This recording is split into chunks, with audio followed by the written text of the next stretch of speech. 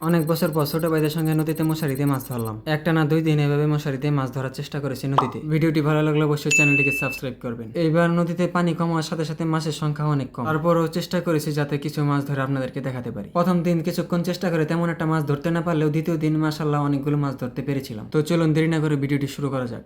প্রথম দিন দুপুরের দিকে আমার একটি ছোট ভাইকে নিয়ে নদীতে মাছ ধরতে গিয়েছিলাম। নদীর পাড়ে গিয়ে দেখি নদীর পানি অনেক ঘোলা, আর এই ঘোলা পানিতে এমনি মাছ অনেক কম হয়। এরপরও প্রথমবার মশারিতে চেষ্টা করার পর মাশাআল্লাহ কয়েকটি মাছ ধরতে পেরেছিলাম। মশারিতে সেভাবে মাছ ধরতে না পারলেও এই মশারিতে মাছ ধরার চেষ্টা করাটাই আমার কাছে অনেক আনন্দের ছিল। তা মোটামুটি কয়েকবার চেষ্টা করার পর কিছু মাছ ধরতে পেরেছি। এই মাছগুলো আমাদের এলাকায় চেলা মাছ নামে পরিচিত। এই চেলা মাছ দিয়ে শুকিয়ে শুটকি তৈরি করা হয়। এই শুটকি সাধারণত আমরা খেয়ে থাকি। মাছ ধরার একটা পর্যায়ে আমরা একটি ইউনিক মাছ ধরতে পেরেছি। এই মাছটি আমাদের এলাকায় ফইলা মাছ নামে পরিচিত। মাছটি দেখতে মাশাআল্লাহ অনেক সুন্দর। মাছটির শরীর রূপার মতো চকচক করছিল। প্রথম দিন আমরা মশারিতে 7-8 বার চেষ্টা করেছিলাম, কিন্তু ঠিকভাবে মাছ না পাওয়ার কারণে মাছ মারার ইচ্ছাই হারিয়ে ফেলি। এরপর ঠিক করে নদীতে কিছুক্ষণ গোসল করে বাসায় চলে যাব। তাই গোসল করার জন্য নদীতে নেমে পড়লাম। নদীতে নামার পর মনে হচ্ছিল সাঁতরিয়ে ওপার চলে যাই, কিন্তু আমি শার্ট প্যান্ট পরে নামার কারণে নদীতে সাঁতার কাটার সময় আমার শরীর অনেক ভারী লাগছিল। তাই শুরুর দিকে চেষ্টা করলেও পরে মনে হচ্ছিল যে না, ওপার না যাওয়াটাই ভালো হবে। তাই নদীতে কিছুক্ষণ এমনি সাঁতার কেটে বাসায় চলে আসি একটু পরে। প্রথম দিন এভাবেই ব্যর্থ হয়ে বাসায় ফিরে আসার পর দ্বিতীয় দিন আবারও চলে যাই ছোট ভাইদের সাথে নদীতে মাছ ধরতে। আমাদের সঙ্গে আমার এক ভাতিজাও যোগ দিয়েছে। এরপর সবাই মিলে চলে যাই নদীর কাছে মাছ ধরতে। আজকেও সেই গতকালের জায়গা থেকেই মাছ ধরা শুরু করতে চেয়েছি আমরা।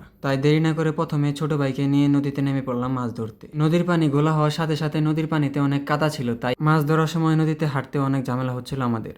তাও আস্তে আস্তে হেঁটে হেঁটে মশারি দিয়ে পানিতে ঘেরাও দিচ্ছিলাম যাতে মাছ আটকা পড়ে মশারিতে। প্রথমবার একটু জায়গার মধ্যেই মাছ ধরার চেষ্টা করি আমরা। তাই কিছুক্ষণ পরই মশারিটি পানি থেকে তুলে ফেলি। আস্তে আস্তে মশারিটি পানি থেকে তুলে পরে মাটিতে চলে আসি আমরা।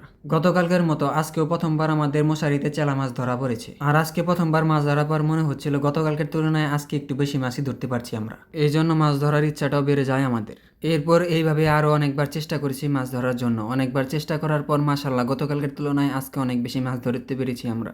নদীর কিনারে অনেক পানা ছিল। আজকে মূলত সেই পানাগুলোই আমরা ঘেরাও করেছি। আর এই পানার ভেতরেই বড় বড় মাছ ছিল। সেখানে টাকি মাছ ছাড়াও আরো একটি মাছ পাওয়া গেছে, যে মাছগুলো আমাদের এলাকায় নুন্দা মাছ নামে পরিচিত। আর আজকে অনেকবার চেষ্টা করার পর এতগুলো মাছ ধরতে পেরে সত্যি আমাদের অনেক ভালো লাগছিল। আজকে ওইভাবে মাছ ধরার পর নদীতে কিছুক্ষণ গোসল করে বাসায় চলে আসি আমি।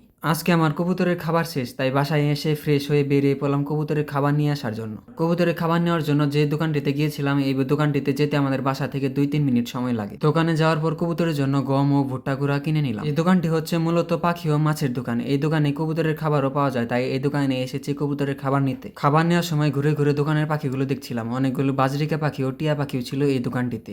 এর সাথে ঘুঘু পাখি ও কোয়েল পাখিও ছিল এই দোকানটিতে। আরো বিভিন্ন ধরনের পাখি ছিল দোকানটিতে, যেগুলো ঘুরে ঘুরে দেখছিলাম আমি। আগেই বলেছিলাম দোকানটি পাখি ও মাছের দোকান। আর এই দোকানটিতে বিভিন্ন ধরনের সুন্দর সুন্দর মাছ ছিল, যে মাছগুলো দেখতে মাশাআল্লাহ অনেক সুন্দর লাগছিল আমার কাছে। এখানে একুরিয়ামের ভিতর অনেকগুলো মাছ ছিল, যে মাছগুলো সত্যি অনেক সুন্দর। আপনারা যারা যারা আমার ভিডিওগুলো দেখছেন, আমার ভিডিওগুলো ভালো লেগে থাকলে অবশ্যই আমার চ্যানেলটিকে সাবস্ক্রাইব করবেন। সকলে আমার চ্যানেলের পাশে থাকবেন। সকলে ভালো থাকবেন। আসসালামু আলাইকুম ওয়া রাহমাতুল্লাহ।